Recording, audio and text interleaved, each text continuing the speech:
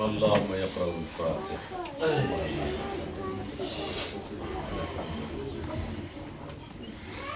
الله.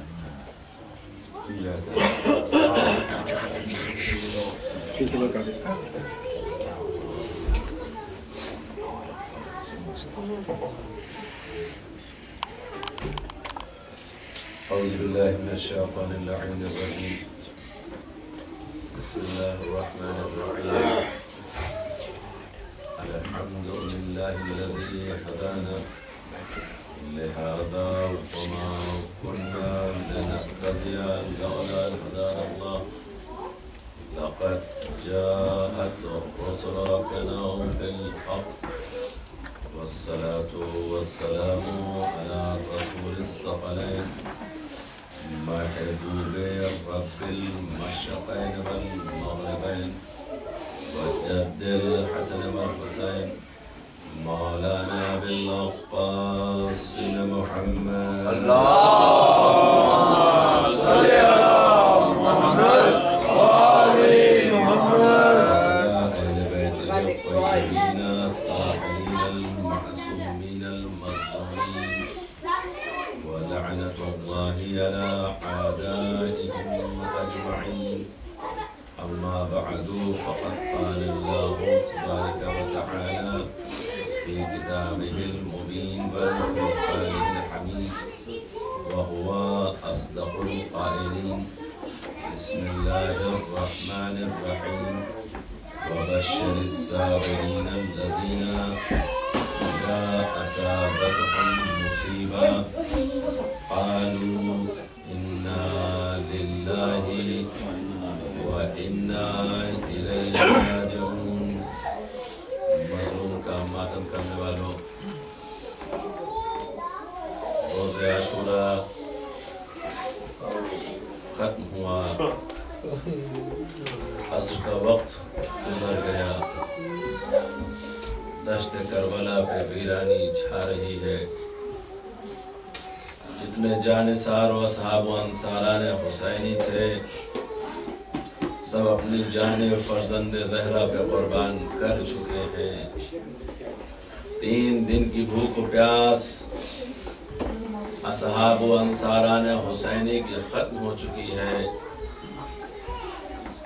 آب کوثر سے ہر ایک کو سیراب کیا جا چکا ہے، مگر نبی کا وہ لال کہ جس نے ہر ایک کو جنت میں ان کے مقام کو دکھلا کر کے انہیں پہلے بھیج دیا ہے۔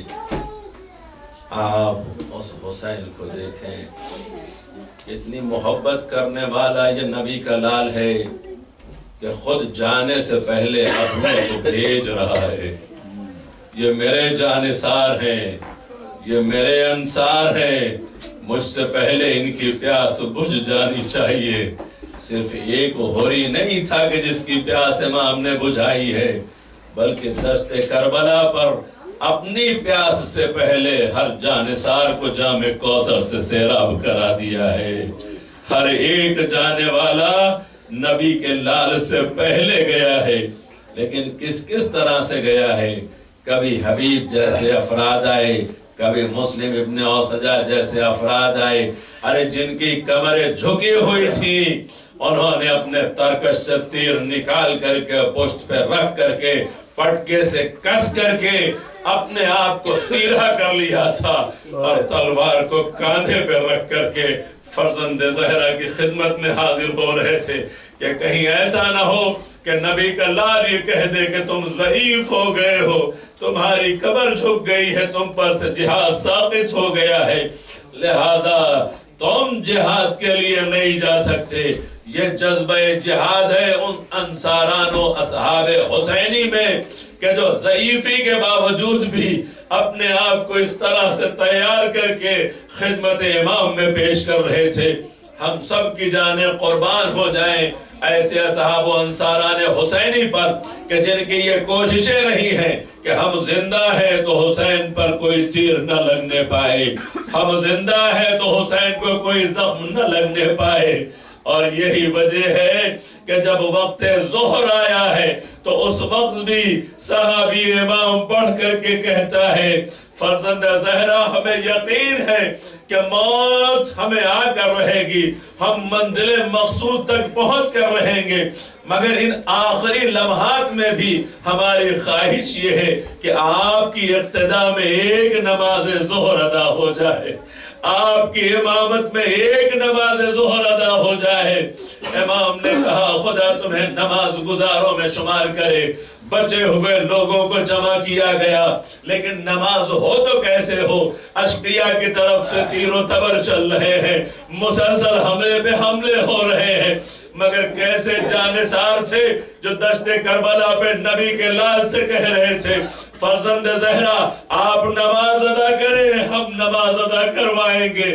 سعید و زہیر جیسے جانثار صف امام کے سامنے کھڑے ہو گئے، ادھر امام کی نماز ظہر شروع ہوئی ہے، ادھر سعید و زہیر ایک دوسرے سے کہتے جاتے ہیں دیکھو خیال رکھنا کوئی تیر فرزند زہرا تک پہنچنے نہ پائے، ارے کوئی زخم لگنے نہ پائے، آنے والے تیروں کو اپنے سینوں پہ روکتے جاتے تھے۔ ادھر نبی کے لال کی نماز تمام ہوئی ہے، ادھر سعید و زہیر زخموں سے چور چور دشت کربلا پہ گرے، ارے نبی کا لال آگے بڑھا، دونوں کے سر کو اٹھا کے زانووں پہ رکھ لیا، اے سعید و زہیر تم نے ہمیں نماز ادا کرائی ہے، خدا تمہیں نماز گزاروں میں شمار کرے۔ میں کہوں گا اے غلامان حسین، ارے جنت میں جانے سے پہلے اپنے مقام کو دیکھو، کہاں تمہارا مقام؟ ارے نبی کا لال اپنے زانووں پہ تمہارے سر رکھے ہوئے ہیں، تمہارے حق میں دعائیں خیر کر رہا ہے۔ اس سے بہتر اور خوش نصیبی کیا ہو سکتی ہے کہ تم وہاں جانے سے پہلے جوانان جنت کے سردار کی دعائیں تمہارے ساتھ جا رہی ہیں۔ جاؤ جاؤ سعید و زہیر اپنی منزل مقصود پر پہنچو، مگر تم نے ہمیں نماز ظہر ادا کرا دی ہے۔ نماز ظہر نبی کے لال کی تو ہو گئی، اور جب وقت عصر آیا ہے تو اب کوئی نہیں ہے، نہ سعید و زہیر ہے، نہ حبیب و مسلم ہے، نہ عباس ہے، نہ فرزندان عقیل ہے، نہ فرزندان جعفر ہے، کوئی نہیں ہے۔ نبی کا لال در خیمہ پر آیا اور آنے کے بعد آواز دیتا ہے السلام علیکہ علیکن من السلام، اے مخدرات عصمت و طہارت، اے زینب ام کلثوم، تم پر نبی کے لال کا آخری سلام ہو، ہم تم سے رخصت ہونے کے لیے آئے ہیں۔ ارے در خیمہ میں داخل ہوئے، اور داخل ہونے کے بعد اماں فضہ سے کہتے ہیں اور بعض ذاکرین کہتے ہیں کہ خود اپنی بہن سے ارشاد فرمایا کہ نانا کے پرانے تبرکات لائے جائیں، پرانے تبرکات لائے گئے۔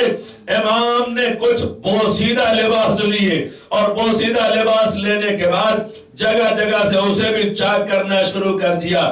وہ دکھیاری بہن جو اپنا سب کچھ قربان کر چکی تھی سوال کرتی ہے میرے ماں جائے آخر اس لباس کو اتنا بوسیدہ کرنے کی کیا ضرورت ہے؟ کہا میری بہن تمہیں نہیں معلوم یہ اشقیاء کس درندگی تک اتر چکے ہیں۔ اے میری بہن میں یہ چاہتا ہوں کہ میرا جسم عریاں نہ پڑا رہے، اس لیے یہ بوسیدہ لباس زیب تن کیا ہے۔ بوسیدہ لباس زیب تن کرنے کے بعد وصیت سجاد سے کر چکے، بہن کو پیغام دے چکے، سکینہ کو سینے سے لگا کے رخصت کر چکے، اب خیمے سے نکلنا چاہتے ہیں۔ بار بار خیمے کا پردہ اٹھتا ہے، گر جاتا ہے، بیویاں حلقہ بنا لیتی ہیں، پنجتن کی نشانی کا خاتمہ ہونے والا ہے۔ ارے پنجتن کی یہ آخری نشانی ہے جو مقتل کی طرف جا رہی ہے، اور ایسی صورت میں جب نبی کا لال در خیمہ پر آیا ہے، جانتے ہیں کتنے جانثار تھے، ہر مقام پر نبی کے لال کی خدمت کرنے والے تھے۔ जब कभी भी नबी का लाल फरस पर सवार होना चाहता था, अली अकबर आगे बढ़ करके रकाब पकड़ लेते थे, अब्बास आगे बढ़ के लजाम पकड़ लेते थे, बड़े एहतराम से मौला को सवार कराया जाता था।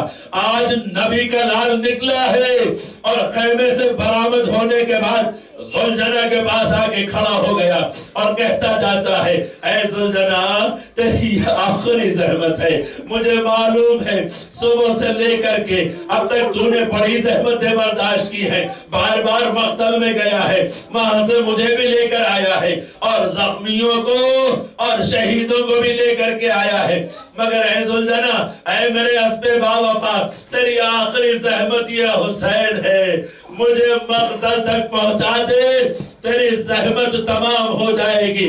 मगर ये जुमला जुलजना से कहने के बाद फिर नशेब की तरफ रुख किया और तराई की तरफ रुख करके कहते हैं, भैया अब्बास क्या अपने आका को सवार कराने ना आओगे? अरे बेटा अली अकबर क्या अपने बाबा को सवार कराने ना आओगे? कासिमो मोहम्मद, अरे तुम्हें क्या हो गया? मकातिल के बड़े अजीब जुमले हैं, हमारा और आपका ये गरीब बाप अरे दस्ते करबला पे खड़ा होके सदा दे रहा है, अरे औलो मोहम्मद तुम्हें क्या हो गया? मुझे सवार कराने नहीं आओगे? आओ आओ आके मुझे सवार करो। अरे बुलते खैमा से बहन ने सदा दी, भैया हुसैन अगर इजाजत हो तो ये बहन ले जामे फर्ज पकड़ ले। जनाबे सानिया ज़हरा आगे बढ़ी, आने के बाद भाई को सवार कराया। भाई जब सवार हो गया अस्पे बावफा से कहता है, अब मुझे मंजिल मकसूद की तरफ ले चल। जुलजना जिसका नाम मोतजिज बयान किया गया, ज़बान बेज़बानी से अपने सुमों की तरफ इशारा करता है, मौला आपका हुक्म अपने मकाम पर, मगर कदमों को बढ़ाओ तो कैसे बढ़ाओ? मेरी कदमों से सकीना लिपटी और ये कहती जाती है, जुलजना मेरे बाबा को मक्तल में न ले जा। अरे जो भी मक्तल में गया अब वापस नहीं आया। इमाम फरस से उतरे और उतरने के बाद सकीना को गोद में उठाया, कहा मेरी बेटी क्या बात है, तुम तो बाबा को रुखसत कर चुके थे ना, अब आखिर क्या मसला है? कहा बाबा ये मुझे भी मालूम है, मैं आपकी बेटी हूँ, बनी हाशिम के खरवादे में पली हूँ, मुझे मालूम है आपकी शहादत के बाद फिर आपका सीना नसीब न होगा।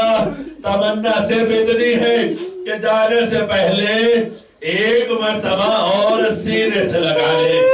इमाम ने सकीना को सीने से लगाया, जरा सा खुनूदगी तारी हुई, बहन के सुपुर्द करके बोले, ऐ मेरी बहन ज़ैनब मेरे बाद सकीना का ख्याल रखना, अरे जुल्मों से दम से इसे बचाना।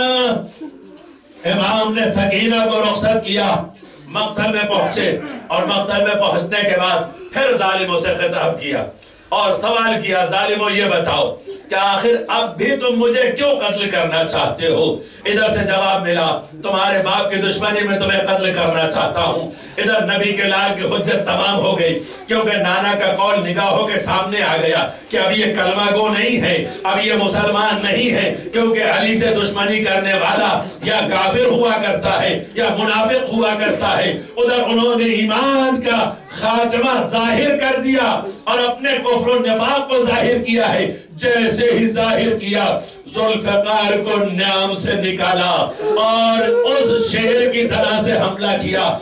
मकातिल के जुमले हैं, कहते जाते हैं कि नबी का लाल लश्कर आदा में घुसता जाता था, एक एक के सर पकड़ के टकराता जाता था, तलवारें चलाता जाता था और कहता जाता था, जालिमों तुमने मेरे अब्बास के बाजू कलम किए हैं, तुमने मेरे अकबर के सीने में नेज़ा मारा है, जालिमों तुमने मेरे कासिम के लाशें पामाल किए हैं, मेरे बचपन के दोस्त हबीब को छीना है, मुस्लिमों और सजा को ले लिया है। अरे तुम्हें इतना भी रहम न आया? शश گوشت ماہے کے لیے ایک قطرے آپ کے وقت میں تم نے 3 بھائی کا تیر چلایا. اے ظالموں، میں حسین، اب میری جنگ کو دیکھو. جنگ کرتے کرتے ایک مرتبہ جو نشیب کی طرف پہنچے، فرس پہ اپنے آپ کو بلند کر کے اور عباس سے خطاب کیا، میرے جری شیر اٹھو، اپنے آقا کی جنگ دیکھو. اے میرے عباس، آؤ 3 دن کے بھوکے پیاسے کی جنگ دیکھو. امام جنگ کرتے جاتے ہیں، اشقیاء کو تحقیق کرتے جاتے ہیں. ارے ظالموں میں تلاطم برپا ہو گیا. صدائے الغیاث بلند ہوئے. ادھر سے صدائے الغیاث کا بلند ہونا تھا، آواز غیبی آ گئی. یا ایتھا النفس المطمئنہ ارجعی الی ربک راضیۃ مرضیہ. اے نفس مطمئنہ، اپنے رب کی طرف پلٹا کہ تیرا رب تجھ سے راضی، تو اپنے رب سے راضی. ارے نکلی ہوئی ذوالفقار نعام میں چلی گئی. بھاگے ہوئے اشقیاء جمع ہو گئے، تیر و تبر چلے. ارے حمید ابن مسلم کہتا ہے جن کے پاس کچھ بھی نہیں تھا وہ اپنی جھولیوں میں پتھر لیے تھے. نبی کے لال کی طرح کہیں سے پتھر برس رہا، کہیں سے تیر برس رہا. ارے جب نبی کا لال ذوالجناح پہ ڈگمگانے لگا تو آواز دی، اے اسب باوفا، اپنے گھٹنوں کو ٹیک دے تاکہ حسین دشت کربلا پہ اتر جائے. مگر ادھر حسین بولے، ادھر ایک دکھیاری ماں کی صدا مقتل میں بلند ہوئی. اے نہر القبا، میرا بچہ ہے بے گناہ. اے دہر بے وفا، میرا بچہ ہے بے گناہ. اے دشت کربلا، میرا بچہ ہے بے گناہ. اے شیرہ ہے، ظالموں نے میرے نور عین کو. اے ذوالفقار، تجھے سے میں لوں گی حسین کو. ازادار ایک جملہ سنیے گا، یہ وہی ماں ہے نا کہ جس کا آخری وقت تھا. امام امیر المومنین نے کہا تھا بچوں آؤ آگے ماں کا آخری دیدار کر لو. جناب ثانی زہرا آئی، جناب ام کلثوم آئے، امام حسن آئے، اور امام حسین نے کیا کہا تھا، اماں میں تمہارے پاس اس وقت آیا ہوں جب تم نے مجھے خود بلایا ہے، اور آج بھی اسی وقت آؤں گا جب تم بلاؤ گی. اماں آج بھی میں اسی وقت آؤں گا جب تم بلاؤ گے. ارے مدینے میں جس ماں کے بندے کفن ٹوٹ گئے تھے وہی دکھیاری ماں دشت بلا میں منتظر ہے. اے میرے لال، کل تو نے کہا تھا، آج یہ دکھیاری ماں کہہ رہی میرے لال حسین میری گود میں آ جا. ادھر حسین پشت ذوالجلال سے دکھیاری ماں کی گود میں آئے. ادھر شمر آگے بڑھا. بعض روایتوں کے مطابق ایک دوسرا شقی بڑھا اور وہ چاہتا تھا کہ تلوار چلائے. در خیمہ پر ایک بچہ کھڑا یہ منظر دیکھ رہا تھا. تاریخ نے لکھا ہے کہ اس کا نام عبداللہ ابن حسن تھا. جیسے ہی اس نے یہ منظر دیکھا کہ چچا پہ تلوار چلنا چاہتی ہے، ارے خیمے سے بڑی تیزی سے دوڑا. یہاں ظالم کی تلوار اٹھ چکے تھے. بچے نے آگے بڑھ کے اپنے دونوں ہاتھ بڑھا دیے، میں چچا کو نہیں قتل ہونے دوں گا. اے ظالم، مجھے نہیں معلوم تلوار کیسے روکتے، مگر میرے چچا کو قتل نہ کر. ارے تلوار چلی، دونوں ہاتھ منقطع ہوئے، سینے امام پر آئے، غشی سے آنکھ کھول دی. اے میرے لال، عبداللہ ابن حسن، ارے وقت آخر میں تم نے بھی داغ مفارقت دیا، دوسرے ظالم نے تیر مارا، پہلو امام میں بھتیجا تڑپ گیا، امام کے زخم تازہ ہو گئے، ادھر شبر بڑھا تو گیاری ماں کی گود میں سوکھے کلے پر کند خنجر چلا، سر و تن میں جدائی ہوئے، سر نو کے نیزہ پہ بلند ہوا، دشت کربلا نے فریاد کی، فرات کا پانی اچھلنے لگا، آسمان گریہ گناہ ہوا، ثانیہ زہرا دوڑی ہوئی بیمار کے پاس آئی، میرے لال سجاد اٹھو، ارے قیامت آ گئی ہے۔ امام سجاد نے کہا وہ بھی اماں خیمے کا پردہ ہٹاؤ، ارے خیمے کا جو پردہ ہٹا، خدا کسی بیٹے کو یہ منظر نہ دکھلائے جو امام سجاد کی نظر پڑی، نو کے نیزہ پہ بابا کا سر، آواز دی السلام علیکہ یا ابا عبداللہ،